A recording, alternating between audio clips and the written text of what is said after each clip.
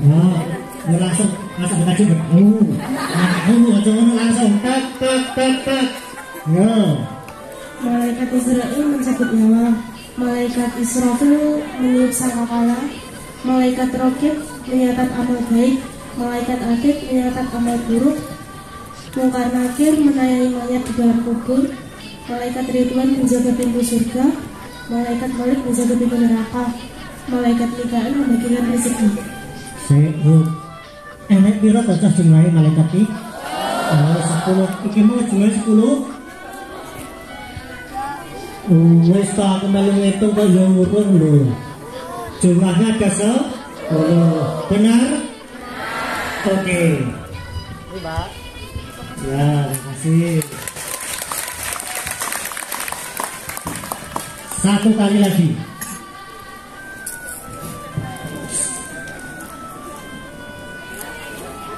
Siapa yang bisa pada waktu Musa bertemu dengan Raja Fir'aun? Menurut sejarah Musa itu bicaranya nggak jelas alias pelu. Nabi Musa mempunyai doa yang luar biasa. Siapa yang bisa melafalkan doanya Nabi Musa? Cung.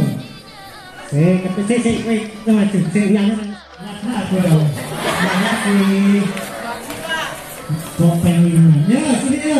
Benar, ya.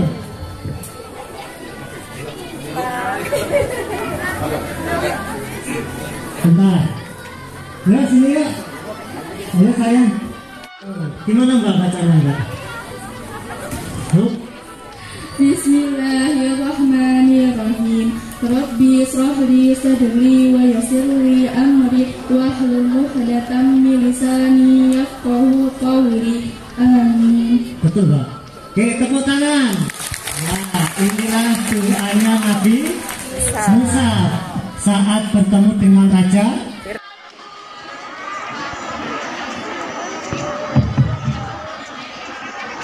Bismillahirrahmanirrahim.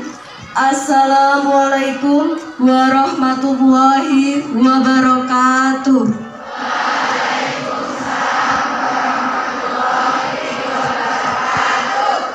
Alhamdulillahirabbil alamin. Kajian Maulid Nabi Muhammad sallallahu alaihi wasallam. 8. Doa penutup. Demikianlah acara pada pagi hari ini. Agar acara kita berjalan lancar, marilah kita buka acara pada pagi hari ini dengan membaca basmalah bersama. Assalamualaikum warahmatullahi wabarakatuh. Waalaikumsalam warahmatullahi wabarakatuh. Yang terhormat Kepala Sekolah SMK Negeri 1 Wonogiri, yang terhormat Bapak Ibu Pembimbing Rohis dan Bapak Ibu Guru, serta teman-teman semua. Syukur Alhamdulillah, kegiatan dalam rangka peringatan Maulid Nabi dapat kita laksanakan hari ini. Meski sederhana, namun saya yakin hikmah dan manfaatnya sangat besar bagi kita. Acara ini tidak dapat terlaksana tanpa bantuan teman-teman panitia yang sudah bekerja keras dan dukungan dari semua pihak, baik materi maupun tenaga dan dana. Dakwah menuju kebaikan. Allahumma amin. Kiranya dari saya ucapkan terima kasih banyak. Wassalamualaikum warahmatullahi wabarakatuh. Waalaikumsalam warahmatullahi wabarakatuh.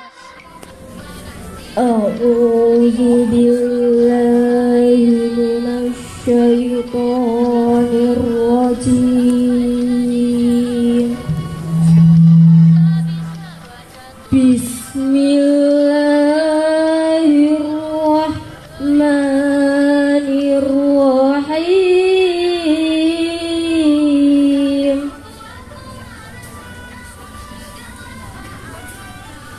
Wa ma Muhammadun illa rasul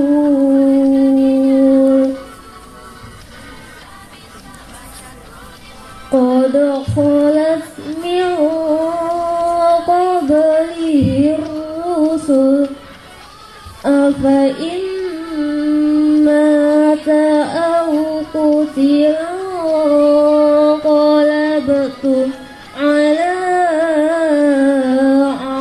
أعقابكم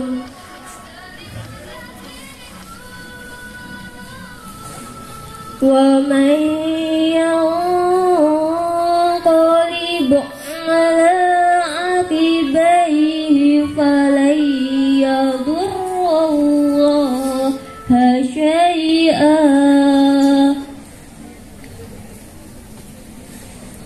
وسيجزي الله الشاكرين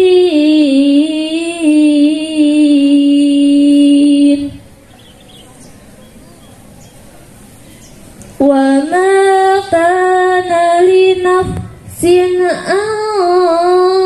تموت إلا بإذن الله كتابا مؤجلا ومن يريد ثواب الدنيا نؤته منها ومن يريد ثواب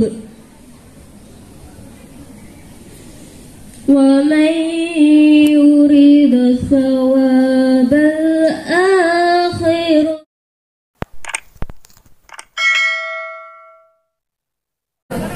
Alhamdulillahilladzi arsala rasulahu bil huda wa dinil haq liyudhhirahu 'ala dini kullihi walau karihal kafirun.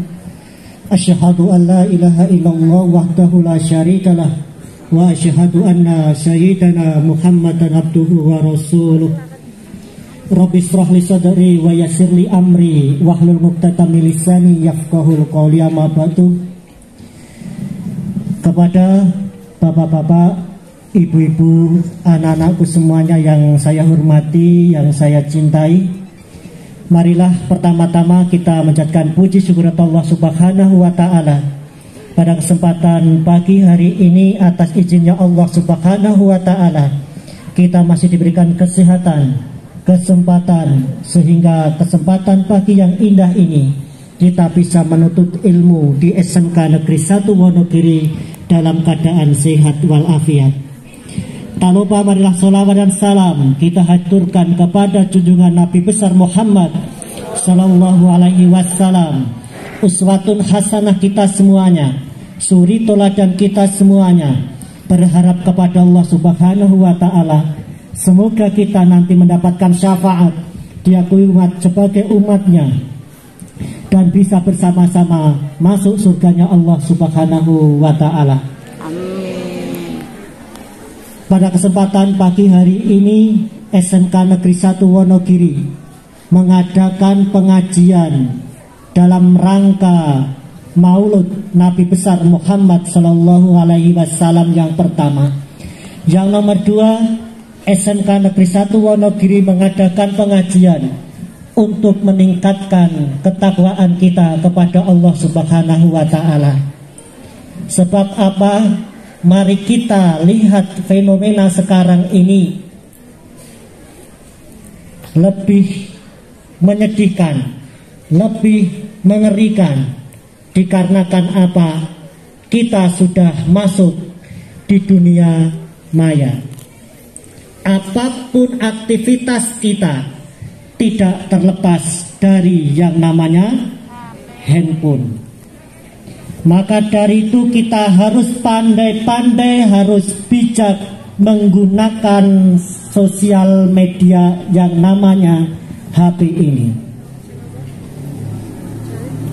Kita akan berbuat apapun, kita mencari informasi apapun, kita akan mencari. Tanganmu adalah harimaumu. Pak Agus minta tolong, gunakan HP ini dengan sebaik-baiknya. Jikalau ada berita apapun belum jelas kebenarannya, tolong kita sebagai umat Islam ada istilah tabayun. Apa tabayun? Mencari informasi yang sebenarnya, mencari informasi yang sesungguhnya. Berita ini benar atau hoax? Warahmatullahi wabarakatuh. Waalaikumsalam warahmatullahi wabarakatuh. Alhamdulillahi rabbil alamin. Wassalatu wassalamu ala ashrafil anbiya'i wal mursalin Sayyidina wa maulana Muhammadin wa ala ali Sayyidina Muhammad. Allahumma sholli ala Sayyidina Muhammad wa ala ali Sayyidina Muhammad. Rabbi shrah li sadri wa yassir amri wahlul 'uqdatam min lisani yafqahu qawli. Amma ba'du, la haula wala quwata illa billah. Yang saya hormati Bapak Abdullah Robani, Bapak Ustadz kita yang akan menyampaikan medhar sabda pada pagi hari ini, dan yang saya hormati pula Bapak Ibu Guru SMK Negeri 1 Wonogiri serta anak-anak sekalian yang berbahagia. Marilah kita pada kesempatan hari ini kita sama-sama mengucapkan rasa syukur alhamdulillah kepada Allah SWT atas rahmat dan hidayahnya, sehingga kita semua dikumpulkan di tempat ini dalam keadaan sehat walafiat untuk mengikuti pengajian pada pagi hari ini. Anak-anak sekalian, pertama yang akan saya sampaikan, saya memohonkan izin pada beliau Ibu Kepala SMK Negeri 1 Wonogiri, Ibu Gunarsi SPD MPD, yang pada saat ini tidak bisa berada di tengah-tengah kita karena ada tugas kedinasan yang tidak bisa ditinggalkan. Oleh karena itu, mudah-mudahan tidak mengurangi kekhidmatan dalam acara ini. Ya, saya sampaikan sedikit sejarah bahwa beliau itu adalah alumni SMK Negeri 1 Wonogiri, kalau tidak salah itu tahun 92. Kalian belum keluar.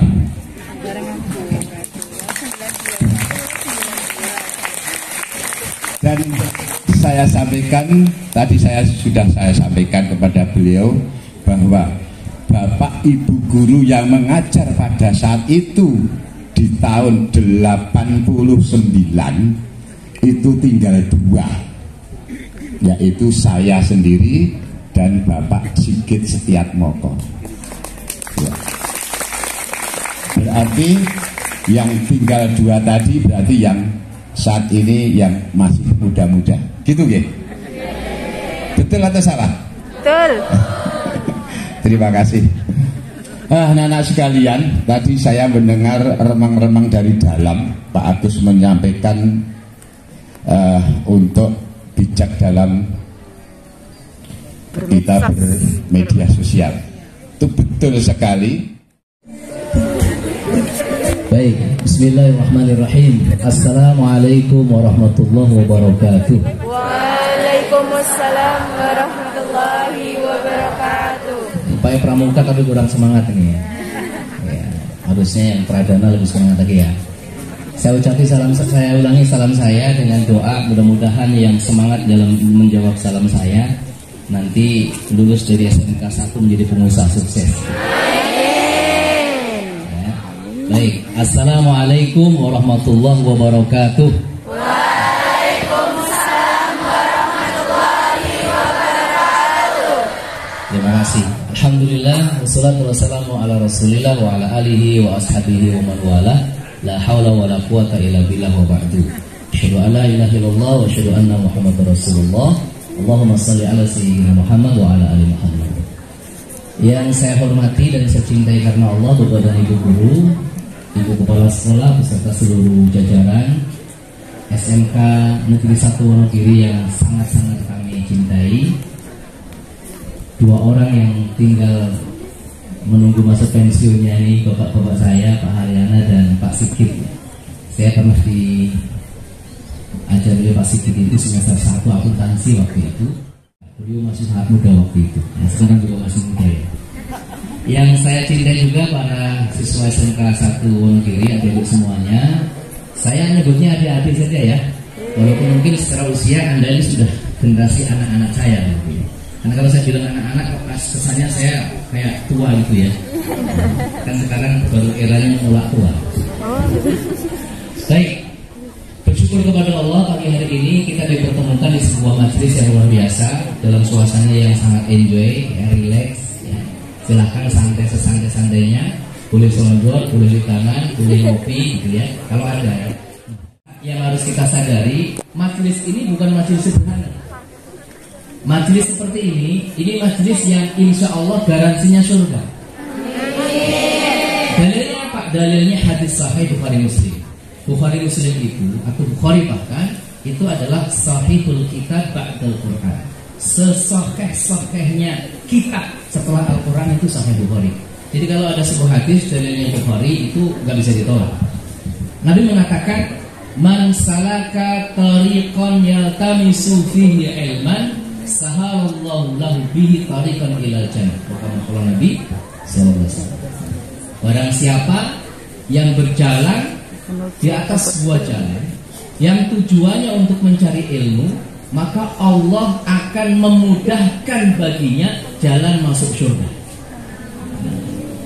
Anda hari ini melakukan jalan dua-duanya, karena para ulama menafsirkan tariq, jalan itu ada dua, ada makna hakiki, ada makna majazi. Ada makna jalan yang sebenarnya, jalan Arjuna 5, Arjuna 6, Arjuna 7 itu jalan, ya. Ada jalan kedua, jalan majaz, jalan yang sifatnya media atau sarana. Nah, kita melakukan itu dua-duanya. Tadi dari rumah, semua kita ke sini lewat jalan masing-masing, betul nggak? Tadi saya lihat ada yang naik bis, ada yang naik mobil, motor, sebagainya. Yang kedua, kita juga di sini duduk mengikhtiarkan jalannya apa? Melalui pengajian, melalui taklim dan seterusnya. Jadi dua-duanya merupakan tariqun ilal jannah, memudahkan kita insya Allah masuk surganya Allah Subhanahu wa taala. Nah, hari ini kita berkumpul di sini, mudah-mudahan kelak kita juga Allah pertemukan lagi di surganya Subhanahu wa taala. Baik, yang kedua salawat salam kita sampaikan untuk junjungan kita baginda Rasulullah Muhammad sallallahu alaihi wasallam. Hari ini kita mengenang, memperingati kelahiran Rasulullah. Lahirnya bulan apa? Rabiul Awal. Tanggal berapa? 12. Boleh nggak seseorang berbahagia dengan kelahiran seseorang? Ini ada orang tua. Sementara ada kelahiran manusia terbaik namanya Muhammad, yang kelak dia akan memberikan syafaat untuk umat manusia, orang-orang Islam. Bahwa telah lahir ke dunia seorang manusia yang kelak menjadi juru selamatnya manusia semuanya, yaitu Muhammad sallallahu alaihi wasallam. Mudah-mudahan dengan kecintaan kita pada Nabi, kita nanti akan dikumpulkan bersama beliau, karena janjinya Allah betul. Janji Allah sudah dikatakan oleh kanjeng Nabi bahwa almar'u ma'aman ahibbahu, atau anta ma'aman ahibbahu. Seseorang itu kelak di hari kiamat akan digabungkan, akan dikumpulkan bersama orang-orang yang paling dicintainya. Ngomong-ngomong cinta itu, sekarang kan sedang generasinya Anda semua ini kan cinta ya.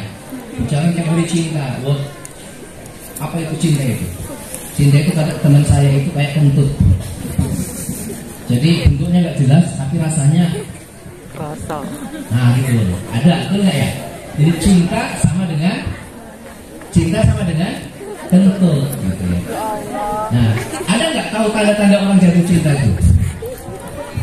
Waspada ya, kalau diingat dicatat kalau perlu. Saya akan sampaikan 4 indikator, 4 tanda, 4 gejala orang yang telah terjangkit virus cinta.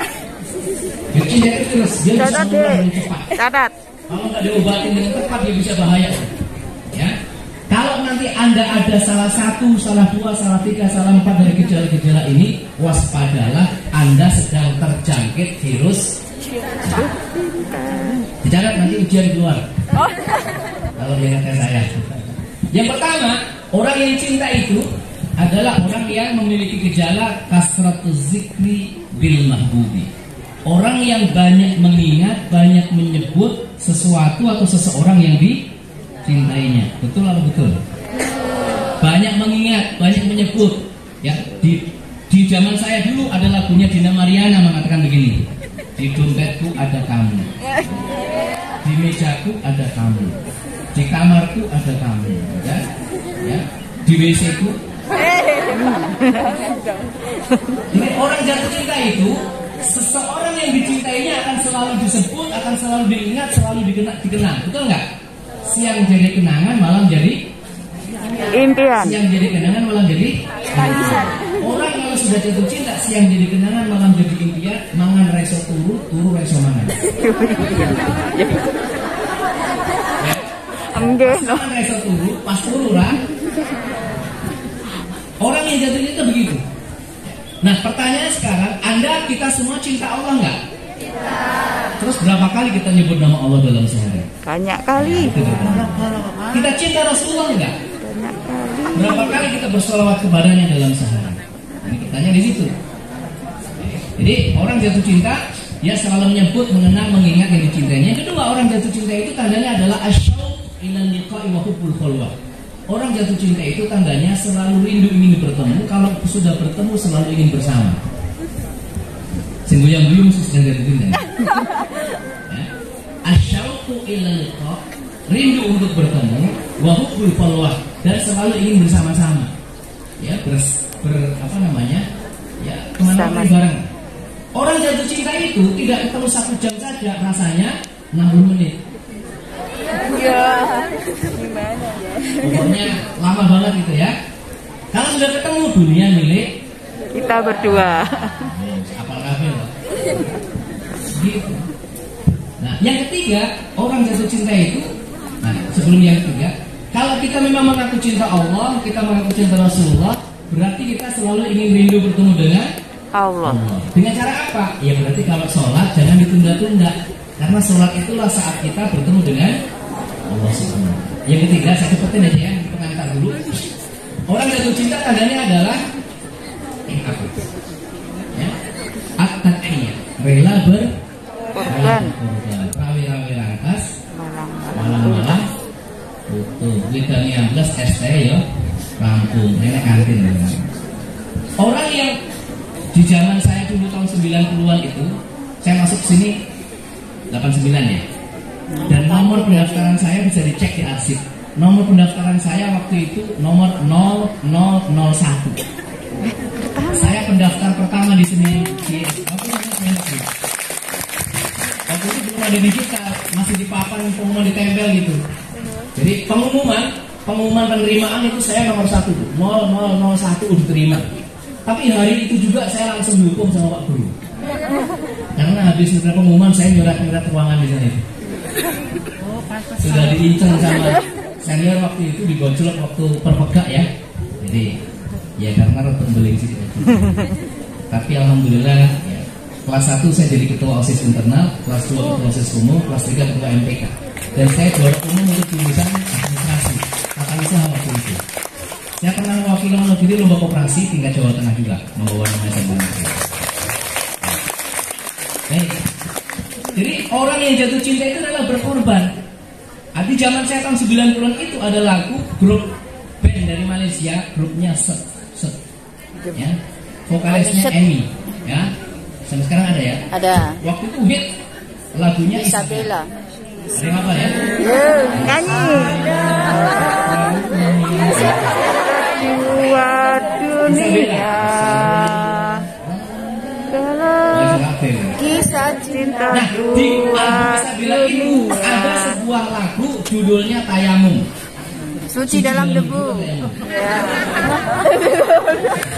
Jadi judulnya Suci dalam debu. Tayamum, judul bahasa Melayunya Suci dalam debu. demi cintaku padamu. Aku ya, walaupun ku ikut denganmu. Di rapnya itu ada fokus tuh. Bulan madu di atas lemari, di atas belah. Jadi orang yang jatuh cinta kabarnya di situ lah. Pokoknya katanya lautan api akan diseberangi, gunung tinggi akan mendaki. Kalau kita ngaku cinta Allah, ngaku cinta Rasulullah, kita juga harus siap berkorban. Dan terakhir orang jatuh cinta adalah ad-difa, dia akan membela. Clear, oke. Baik adik, kita ke tema. Bukan untuk kesombongan ya, tapi untuk syukur nikmat. Boleh ya? Alhamdulillah sampai hari ini, sejak lulus dari SMK atau semea waktu itu, saya belum pernah melamar pekerjaan.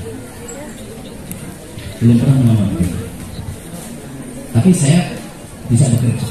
Jadi ijazah saya itu legalisirnya belum pernah tak perbarui itu, karena belum pernah melamar kerja. Walaupun saya pernah bekerja, saya pernah menjadi konsultan Departemen Pertanian Pusat, dikontrak sama Departemen Pertanian 5 tahun.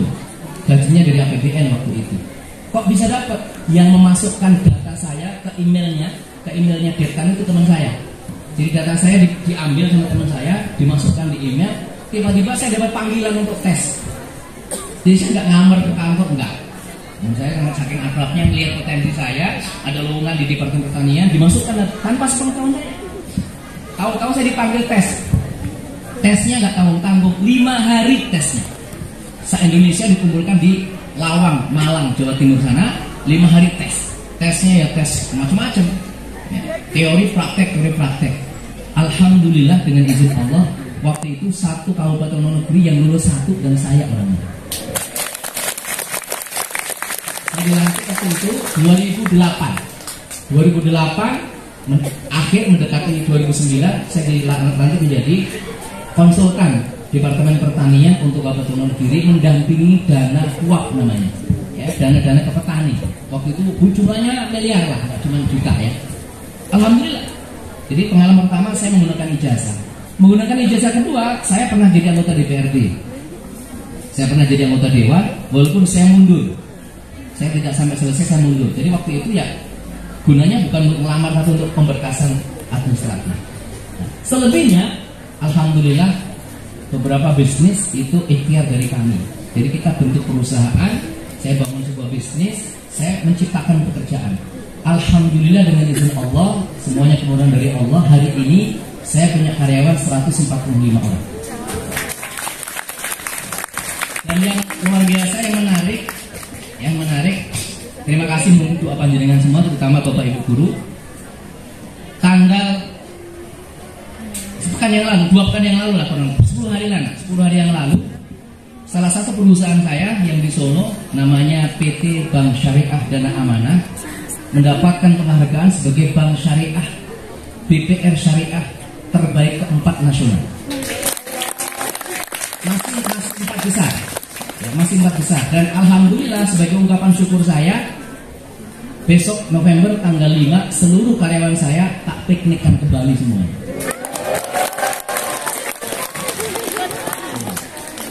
Free, pesawat pulang pergi, hotel semuanya free. Ikut Pak. Nah, alhamdulillah ya. Kemudian alhamdulillah juga saya punya perusahaan biro umroh dan haji. Ada 2 perusahaan saya biro umroh dan haji. Alhamdulillah bulan Agustus kemarin saya ya kalau rata-rata minimal saya sebulan sekali umrohnya. Insya Allah kemarin Agustus saya tanggal 7 berangkat, pulang tanggal 17. Kemudian tanggal 20 berangkat lagi, pulang tanggal 26. September kemarin saya berangkat tanggal 17, pulang tanggal 26. Oktober ini saya berangkat nanti tanggal 15. November saya berangkat tanggal 5 dan tanggal 19. Desember berangkat tanggal 17. Januari berangkat tanggal 15 plus ke Turki. Dan itu semuanya saya nggak pernah bayar. Semuanya gratis. Kenapa? Karena saya bawa jamaah. Saya malah dapat untung. Betul nggak? Iya. Saya kan punya jamaah umroh, jadi saya dibayari jamaah, saya mendapat untung dari perjalanan itu. Alhamdulillah kami juga punya BMT di Wonogiri, ada 13 kantor saat ini, pusatnya di Sologiri, di sini salah cabangnya. Dengan izin Allah hari ini mengelola dana umat sekitar 100 miliar. Tepuk tangan deh. Dan ini semuanya kami rintis dari from zero, dari nol. Nah, saya akan berbagi. Saya berharap dari adik-adik yang di SMK Negeri ini, insya Allah sangat-sangat bisa melampaui kami semuanya. Saya belum ada apa-apanya. Teman saya seangkatan itu ada yang sekarang kerja di Departemen Keuangan, ngantornya di Abu Dhabi. Ya. Ada lagi teman saya, rumahnya Timang sini, dulu nggak pernah juara sama sekali. Kelas 1 sampai kelas 3 semuanya itu nggak pernah sekalipun masuk 10 besar. Orang biasa berarti kan. Tapi sekarang dia dosen S2 di Malang dan dia punya perusahaan kargo yang sangat besar. Kalau dia reuni dengan kami begitu, semuanya di backup sama dia. Semua biaya rumah makannya, bahkan hadir itu semua datang dikasih oleh-oleh semua. Namanya Mbak Endah, rumahnya Timang sini, sak kelas dengan saya. Cah desa kode dengan saya. Jadi yang sekarang Anda bukan juara kelas, nggak perlu pesimis. Nggak perlu pesimis. Banyak sekali teman-teman yang dulu itu biasa sekolahnya. Kalau saya kebetulan dulu memang aktif ya. Hidup saya waktu sekolah hampir 60-70% di sekolah. Karena ketemu OSIS. Jadi hampir tiap hari di sekolah. Saya aktif di Bayangkara, saya aktif di pecinta alam, saya aktif di keagamaan. Jadi hidupnya hampir 90%, bahkan kalau jadwal sekolahnya Senin sampai Jumat sore atau sampai Sabtu siang itu di sekolah. Nah, kalau kita mengambil garis merah benang merah dari Kanjeng Nabi, bagaimana menjadi orang sukses dengan modal apa adanya. Ini yang penting. Rasulullah itu ketika dalam kandungan sudah yakin, betul nggak? Dalam kandungan yakin. Begitu lahir usia 6 tahun, ibunya meninggal. Ikut kakeknya usia sekitar 7-8 tahun, kakeknya meninggal. Ikut pamannya miskin, anaknya banyak. Nabi menjadi tukang gembala kambing. Yang ini. Tapi Nabi, siapa yang tidak menyangka atau siapa yang masih meragukan? Orang-orang barat yang tidak Islam pun menempatkan Muhammad sebagai best of the best, orang yang paling sukses di dunia sampai hari ini dan sampai nanti kiamat. Pertanyaannya, kenapa Muhammad yang dia lahir dalam kondisi nggak punya apa-apa, nggak punya fasilitas, bahkan ayah juga nggak punya, artinya udah yatim, itu bisa jadi sukses? Ini yang penting.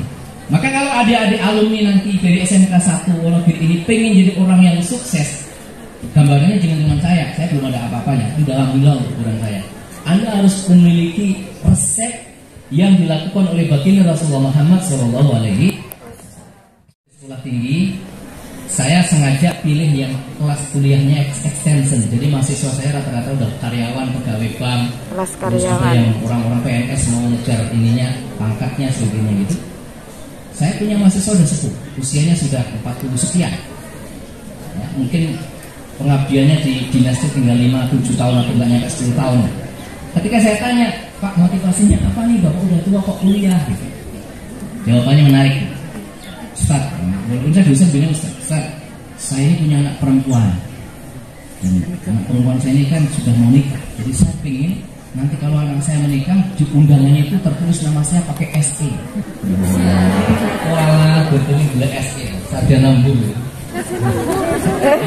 Dalam teori saya ngajar beberapa mata kuliah, salah satunya adalah marketing internasional. Dalam teori ekonomi, orang sukses itu butuh modal. Oke, clear ya? Gak ada istilahnya usaha tanpa modal, itu bohong. Semua orang sukses pasti punya modal, butuh modal. Cuman, yang penting modal ini, modalnya apa? Dalam teori ekonomi, dan ini dibuktikan oleh Rasulullah SAW, modal itu ada dua. Yang satu adalah intangible capital, atau yang pertama dulu tangible capital, yang kedua intangible capital. What do you know? No. Yes, I know. Paham tuh? Paham nah. Tangible capital, modal pertama adalah modal yang real, modal yang nampak. Apa itu? Gedung, mesin, bahan baku, apalagi uang, ya kan? Itu modal-modal yang nampak. Dan ternyata menurut survei, orang yang mengandalkan modal tangible-nya, tangible capital, modal yang nampak itu, modal nampak itu pengaruhnya kepada kesuksesan kurang lebih hanya 20%. Gitu. Kalau modal nampak ini menjadi penentu kesuksesan seseorang, ya orang-orang yang miskin kayak saya dulu berarti nggak punya peluang sukses dong. Betul kan? Nah, ada modal kedua yang intangible capital. Intangible capital. Modal yang tidak kelihatan, nggak nampak, tapi pengaruhnya 80%. Apa itu? Yaitu yang disebut dengan karakter. Karakter. Karakter di dalamnya ada kejujuran, ada etos kerja yang tinggi, semangat juang, relationship. Nah, Nabi punya itu. Bayangin, Nabi miskin gak punya apa-apa secara materi, tapi Khadijah datang menawarkan modal. Kenapa? Semua orang Arab waktu itu sebelum Nabi Muhammad diangkat sebagai Nabi dan Rasul, semuanya yakin dan percaya bahwa Muhammad itu orang yang terpercaya sampai diberikan gelar Al-Amin. Al-Amin, bukan Al-Amin. Amin itu aman, Al-Amin yang terpercaya. Kalau Nabi itu rumusnya disingkat dengan mampu. Nih materi saya mudah-mudahan selesai dan kita akan segera Jumat. Kalau pengen sukses, Anda harus punya karakter,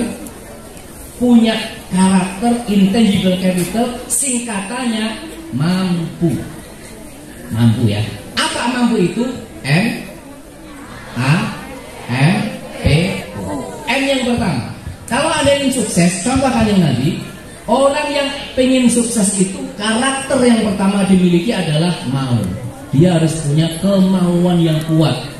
Ya, namanya kalau dalam teori motivasi disebut dengan self motivation, kemauan yang kuat. Kalau Anda nggak punya kemauan yang kuat, ya nonsen. Ini apa namanya? Mimbar ini berat nggak? Berat. Tapi kalau kita mau memindahkan, punya semangat untuk memindahkan, bisa tidak nggak ini? Bisa. HP ini ringan nggak?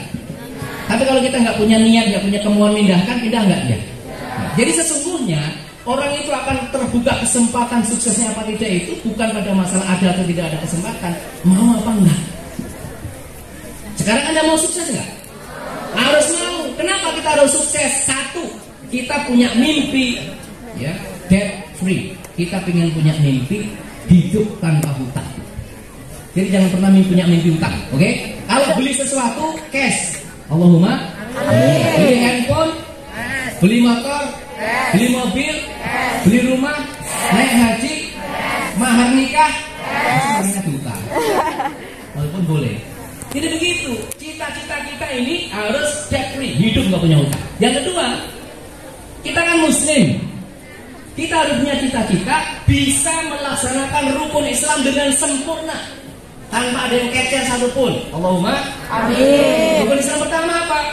Syahadat. Nggak butuh raga Pak. Rukun yang kedua? Butuh biaya nggak? Butuh dong untuk beli ini pakaiannya, bangun masjidnya, ya kan? Masjid yang ber-AC, karpetnya wangi, sama masjid yang banyak debu, nggak ada AC-nya, nyaman mana? Nah, butuh duit nggak? Butuh. Yes. Yang ketiga apa? Puasa. Puasa butuh dana nggak? Butuh lah buat buka puasa sama sahur. Yang keempat, zakat butuh dana nggak? Butuh. Seseorang Muslim sudah wajib zakat kalau dia punya harta yang nisab dan halal. Yang terakhir apa? Rukun Islam. Haji butuh duit nggak? Butuh. Haji sekarang daftar 25 dapat seat. Antriannya 30 tahun. 30 tahun mas, dia daftar sekarang selama itu, umurnya berapa? 17, 30 tahun lagi baru berangkat. Iya, kalau Pak Heri umurnya berapa Heri? 50, 30 tahun lagi, 10 tahun baru berangkat. Nanti ke sini. Ya. Maka kalau pengen cepet naik grade ke Haji Plus sekarang rata-rata biayanya $14.000. Kalikan sama 15.000. 300 juta. Pengen lagi, saya nggak pengen. Haji Plus itu sekarang antri 7 tahun bisa. Daftar sekarang paling cepat 5, rata-rata 7 tahun itu antri Haji Plus itu udah 7 tahun. Pengen cepet lagi, haji yang tanpa antri, daftar langsung berangkat bisa. Insya Allah bisa. Namanya Haji Furoda, dengan statusnya undangannya raja. undangan. Bayarnya berapa? Bayarnya 25.000 US dollar, hampir setengah miliar. Bisa, insya Allah bisa. Saya punya 20 jamaah berangkat tahun ini.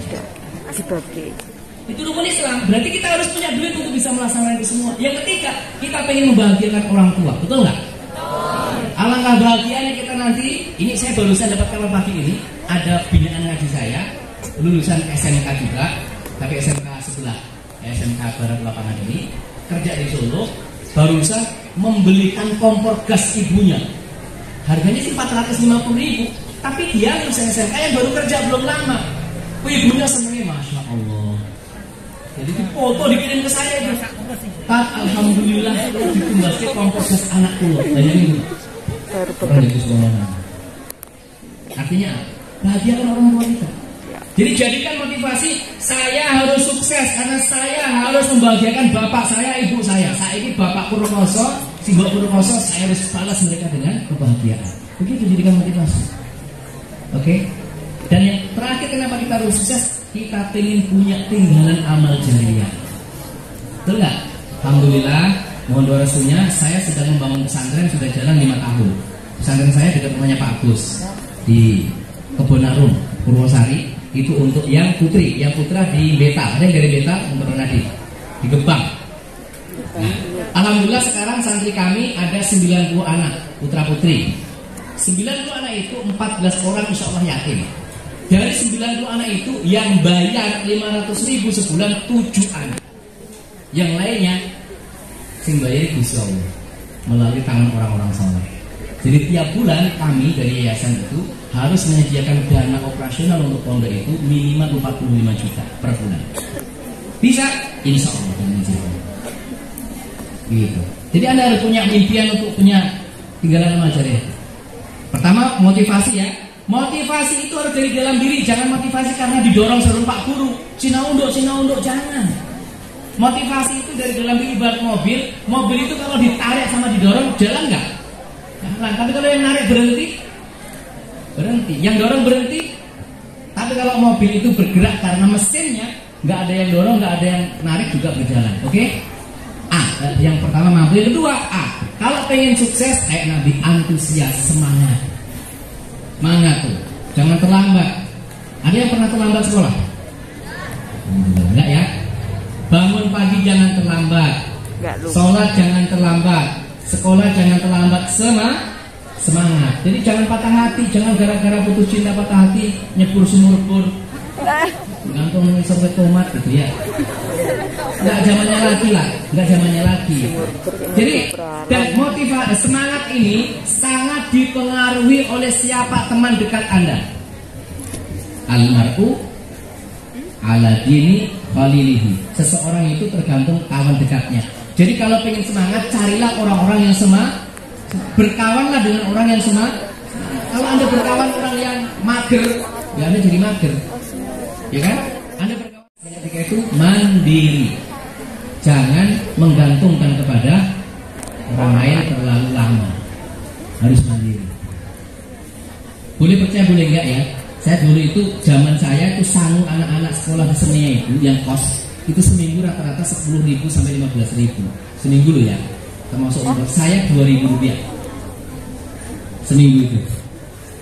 Yang 500 untuk kos pulang pergi untuk call, yang 1.500 itu untuk hidup selama seminggu. Gimana caranya? Ya the power of kepepet. Akhirnya kan jadi mandiri kan?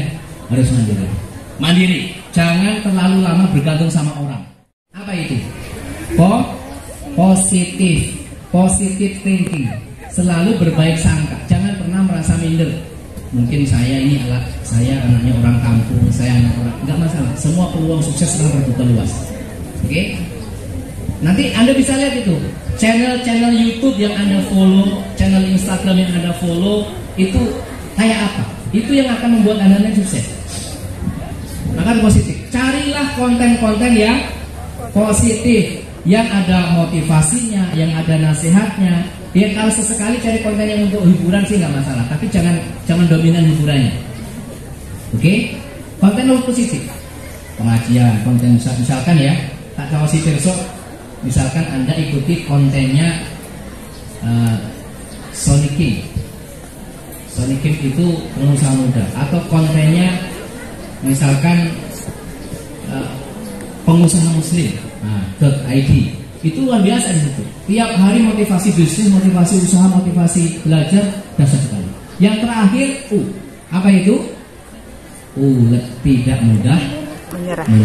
Apalagi ada pramuka nih, pramuka kok mudah menyerah, itu berarti kan nggak sesuai. Oke, kita ingat apa resep suksesnya? Kemauan, mau, antusias atau semangat, mandiri, tidak tergantung sama orang berlama-lama, positif, selalu menganggap baik apapun yang terjadi, nggak pernah ngeluh, ya. Yang terakhir, ulet, tidak mudah menyerah. Siap nggak kira-kira? Siap ya? Siap. Bismillahirrahmanirrahim. Allahumma faqihni fiddin wa 'allimni fit ta'wil. Allahumma faqihni fiddin wa 'allimni fit ta'wil. Allahumma faqihni fiddin wa 'allimni fit ta'wil. Amin. Itu doa supaya kita mudah menyerap ilmu.